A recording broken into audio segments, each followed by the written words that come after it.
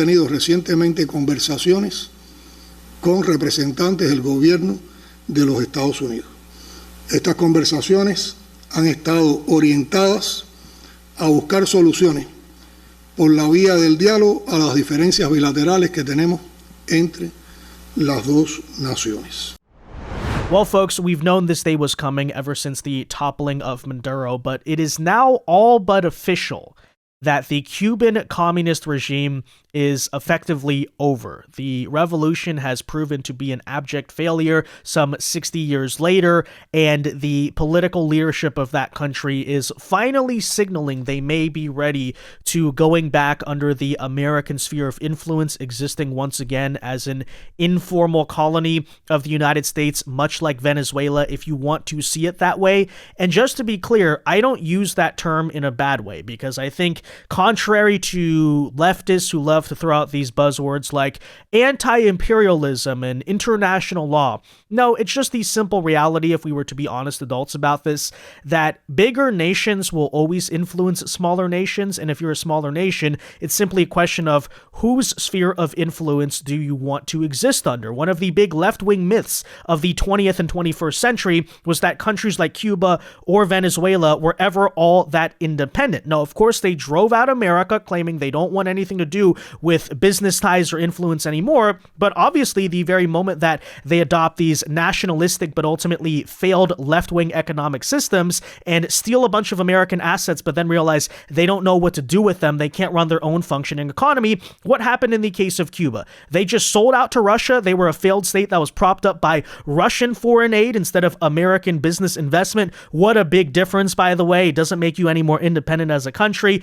Then later on, when the Soviet Union collapsed, Cuba simply sold out to Venezuela. Venezuela, likewise, did the same thing. They couldn't manage their own oil assets, so in reality, they were simply a tributary and vassal state of China and Russia. And so what America has done under the Trump administration is effectively topple those dominoes and take back that very control over our own hemisphere. Many have called it the Don Roe Doctrine for certain reasons. And what's quite hilarious about that is the moment that these, it's perfectly fine, of course, according to leftists, when countries like China and Russia exert influence over our hemisphere, but the moment we start to exert the same exact influence, we're just bad because we're America or something like that. It is completely ridiculous. But, all of that bitter whining and seething aside, I think what you're watching here in reality is a gigantic political accomplishment by the Trump administration, something that many thought would never even get done, right? Because it has been a sore spot of U.S. presidents and foreign policy planners for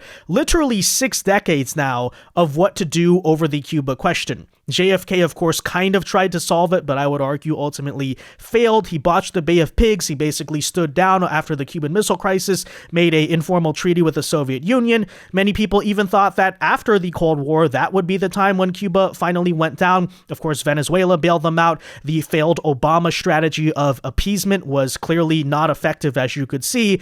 But of course, we knew the moment that Venezuela went down, and because of the fact that Cuba's failing economy, by the way, leftists, their economy sucks, right? It was being entirely subsidized by cheap Venezuelan oil. The moment that Venezuelan oil was cut off, there is literally nothing to keep the lights on the island, and we mean that quite literally. And so ever since then, it appears right now that massive protests for several weeks now have been breaking out on the island amidst these rolling blackouts that you see essentially every single night, right? The country is quite literally out of gasoline, and of course that has forced the hand of the Cuban government, who it was seeming like for several weeks likely was quietly talking to the United States, trying to figure out some type of announcement, but it's sounding right now like some of the final terms of a potential opening up of Cuba agreement to the United States, and again, once again, to the American sphere of influence, where a country 90 miles from our mainland belongs, is finally being put into works, and we'll tell you all about that here today. Again,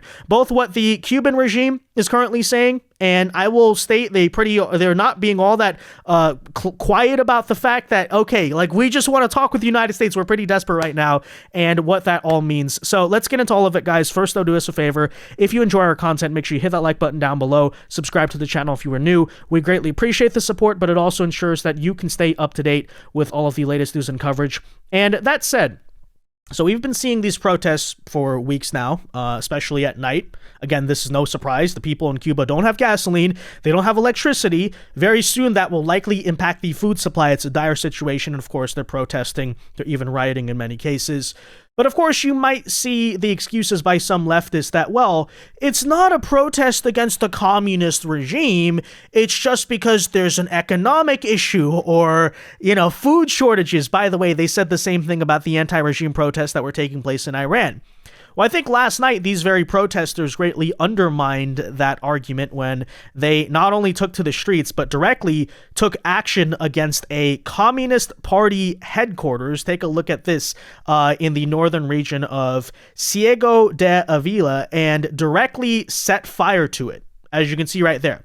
So again, it's not really a big mystery anymore as to what is happening. It's an open revolt against their government, literally marching on Communist Party headquarters, burning them down. No leftists. That's not a vague, voicing of discontentment about economic issues. They're burning down the Communist Party headquarters for a very direct reason. And by the way, that is a very rare sight in a country like Cuba, where political protest, and even in a peaceful sense, is largely prohibited. But what does that also show, right? The government, by and large, has completely lost control of the country overall, and they're done. To make a long story short, the communist regime, at least as it currently exists, is completely done. Libertad! Libertad!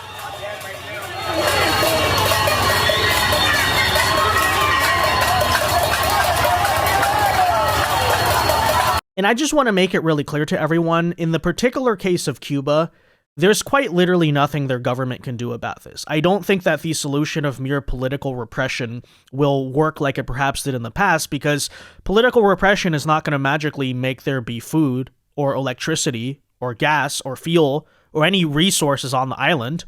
And again, why is that? Because Cuba was heavily reliant on Venezuela for their energy, and they were receiving it at a cheap, subsidized rate due to, socialist cooperation. Because again, I repeat, Cuba's economy is so awful, backwards, and terrible that there's no way they could have even bought it at the normal rates. Mexico likewise used to sell them some oil, but under the Trump administration Latin America policy, Claudia Sheinbaum has agreed to stop doing that. So there's really at this point, right, nothing that the Cuban regime has other than to let themselves collapse, get completely overthrown by their people, or reach out to America and attempt to make a deal, which Trump has, of course, been hinting at for several weeks now, including now appointing Marco Rubio directly to go deal with this situation, that, hey, that type of agreement, maybe the similar style that we saw with Delcy Rodriguez in Venezuela, may be on the horizon here very soon. And again, I repeat, I don't think in this case it will take any military intervention in Cuba, because quite literally, we have all the leverage here, right? We're negotiating with a country that doesn't even have electricity. Not complicated. I've been hearing, as a little boy, I'd be hearing about Cuba. Cuba's a disaster. But I've been hearing so much about Cuba. But Cuba is in its last moments of life, as it was. It'll have a great new life, but it's in its last moments of life the way it is. And but our focus right now is on Iran, and we'll do that. I would say, what will you do? Take about 2 days off, Marco? No, he won't. Maybe an hour. He'll take 1 hour off, and then he'll finish up a deal on Cuba. That'll be an easy one. But it'll be the entire region that we're doing that. Many of you have come today, and they say, I hope you can take care of Cuba, because you've had problems with Cuba, right? You mentioned. Now, of course, we've been hearing this type of rhetoric from the American side for several months now, but just last night, even the Cuban dictator came out to further confirm that, yes, the Cuban government and the American one are in active negotiations right now. And you'll notice a pretty obviously muted, rather even surrendering tone. He's not even trying to talk any crap or say, we're going to be fighting here. This is tough. We're standing strong. No, it's completely conciliatory. Because, of course, Cuba understands this is not a battle they can win. They have absolutely no leverage. And to their honest credit right now, I would argue their political leadership is being very smart. They're being pragmatic because they're seeing absolutely this is the writing on the wall. By the way, I would argue post-Maduro, the Venezuelan government likewise did the exact same. They've been very cooperative, and you got to give them credit where it's due. the reason I point that out is because you can clearly tell right now another country in the Middle East is not being so cooperative when it comes to, whether or not it's really smart to pick or fight these hills to die on, although, maybe that certainly has something to do with the fact that nobody is truly in charge of that government over in the Middle East, if you know what I mean. We'll talk about that soon, but I just do also want to highlight that contrast. That said, take a listen here to the recent words of the Cuban dictator, because they tell you a lot, and again, very clear, this was never just bluffing by the Trump administration. It's real, it's going to happen, and by the way, even if you thought they were lying, no, there's no way they could have, because again, when you look at the economic and energy situation on the island, that tells you everything. There is nothing Cuba can do, which is essentially why they're putting their hands up, surrendering to the United States. Take a listen. In line with the consistent policy that the Cuban Revolution has always presented, under the direction of the Army General as the historical leader of our revolution and mine, and in consultation with the main bodies of the party, the Cuban government and the Cuban state, Cuban officials recently held talks with representatives of the government of the United States to seek, through dialogue, the possible solution to the bilateral differences that exist between our two nations. These exchanges have been favored by international actors, and here I want to pause. Whenever we have been in tense situations in relations with the United States, efforts appear to seek channels of dialogue, to seek conversations. It is not the first time that Cuba enters into a conversation of this type. I believe that the most recent example was the way in which the Army General conducted the conversation with President Obama at a very, very recent stage, and we all know the result that those conversations yielded. Well, now also some international actors favor the development of those exchanges. The purpose of these conversations is first to identify which bilateral problems need a solution based on their severity and impact, and on the other hand, to find solutions for these identified problems. On the other hand, determine the willingness of both parties to carry out actions for the benefit of the peoples of both countries. Now, you certainly have to be amused by all the mental gymnastics he plays to make it not sound like a complete surrender. Did you notice that, right? He tries to say, well, America's negotiated with Cuba before. Look at the Obama meeting, to which I say, yeah, those are not exactly the same thing. Okay, Castro and Obama met and went to the baseball game as some type of, international goodwill mission. Oh, let's have some diplomatic talks. This is much different. This is literally you saying, oh, we're starving. We have no electricity. Please, America, we'll give you whatever we want. You want, let's just figure out what we can do. The leverage here, the context is not exactly the same. Of course, likewise, he tries to argue that this is justified through the lens of the Cuban Revolution because something. No, it's not. Okay. Fidel Castro clearly would be rolling over in his grave to watch what is happening right now to the sort of failed nightmare of a country that he envisioned. And, you're definitely seeing the signs, again, when you read through the lines of that. And noticeably, despite all that America is doing right now to basically cripple their economy through the blockade and the embargoes and all that, they're not even really criticizing America. They're saying, we're going to figure this out. Let's talk together. Let's be friends.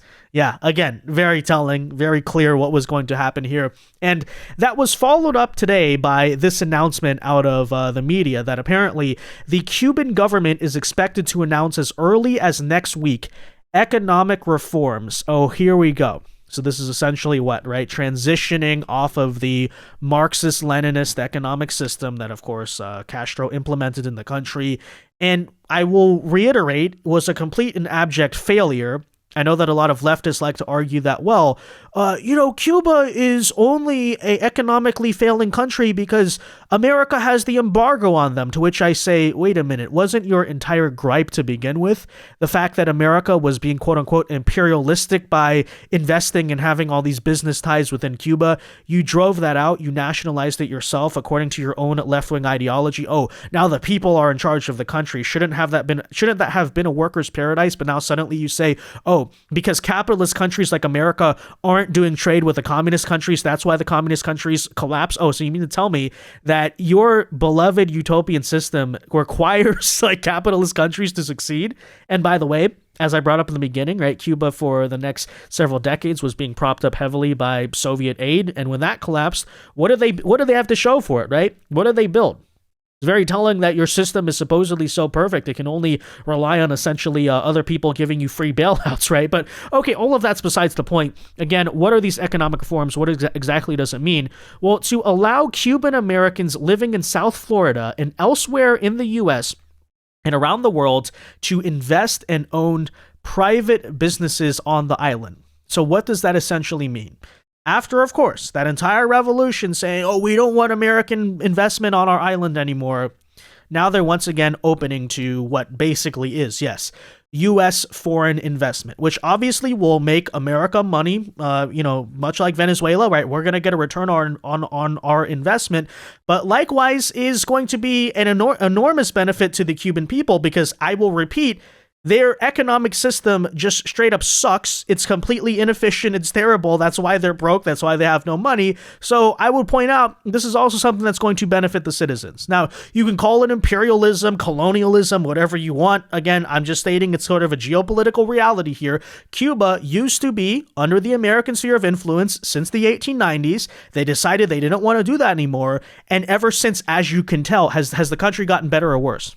Have they innovated or have they not? Well, just judged by the fact that their infrastructure is crumbling because it hasn't been repaired since the 50s. Their cars that they're driving, by the way, are literally by and large cars from the 1950s. Why is that? Because they've nothing has advanced, right? Nothing's gone forward ever since, obviously, they decided to do that because ultimately it was not a good idea. But anyways, this economic opening comes amid unprecedented pressure from the Trump administration, which has cut off oil supplies to the Cuban government and ongoing talks between the two countries acknowledged by Cuban leaders for the first time here on Friday. So clearly, this is something very big about to happen. The return of the Cuban diaspora is imminent, said one source who is knowledgeable about the expected measures and who asked not to be identified to speak of the sensitive matter. But according to this source, the Cuban government is likely to allow Cubans living abroad to own private enterprises the Cuban government has labeled pymes, the Spanish acronym for micro, small, and medium enterprises. But clearly, this reform is part of a greater picture where, there's going to be that opening up. And Trump, much like he did in Venezuela, seems to favor the strategy of, hey, it would be very unstable and chaotic and potentially dangerous to topple a long-standing regime overnight, but we can change it from within. We can open it up, we can reform it, and more importantly here, as it pertains to American interests, we can break them away from China, from Russia, from the BRICS alliance, right? Venezuela basically changed sides here. Sounds like right now that's likewise what is about to happen in Cuba. And I will repeat, it's actually going to be a good thing for the Cuban people as well, right? Now, what's hilarious about this, and just judging by the way leftists have spoke about the Cuba issue for a long time, I guarantee you this is what's going to happen. So they're now going to actually complain about this and criticize it and say, oh, again, this is American imperialism, right? Now that we're opening up to our own investment in the island, that's imperialistic, when I repeat, these are the same people who said that the embargo on Cuba was bad. It was mean of us to block trade with Cuba because, you're starving them, you're hurting them. But now that we're saying, okay, well, then let's reopen economic ties. Likewise, they're still going to criticize it, because as usual, when it comes to Cuba, when it comes to anything, all leftists like to do is just, complain and find all sorts of excuses to why their system always fails every single time. It's not that the ideas suck. It's not that their ideology was just completely failed like several times throughout history. It's always this X, Y, and Z factor. Oh, America was bad for the embargo. Okay, now America's bad for lifting the embargo and investing in the island. What do these people want? We have absolutely no clue. But, long term, subtracting the stupid discourse from leftists aside, I think you have to also look at this as a rather significant geopolitical victory for Trump. I mean, don't get me wrong. The relevance of Cuba on the world stage and the threat they've posed to America, especially in, say, 2026, is a lot less than it was in the 1960s, largely actually thanks to their severe economic stagnation. It's long time been the case that Venezuela grew into the much bigger threat and the enemy to deal with in Latin America than Cuba.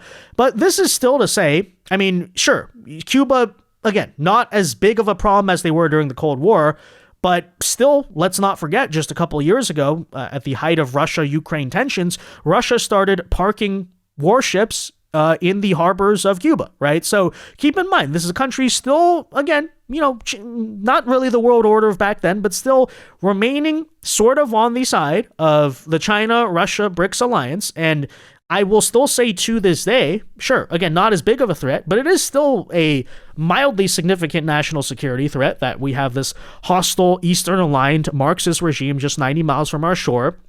The Monroe Doctrine existed for a reason, right? These are not things that we should, frankly, tolerate, actually, as a powerful country. And so essentially what we're saying is, you know, once again, Cuba has always sort of existed under the dominion of the American sphere of influence. We're going to reassert that. We have the power to do so. Who's going to stop us? That's exactly what we should be doing.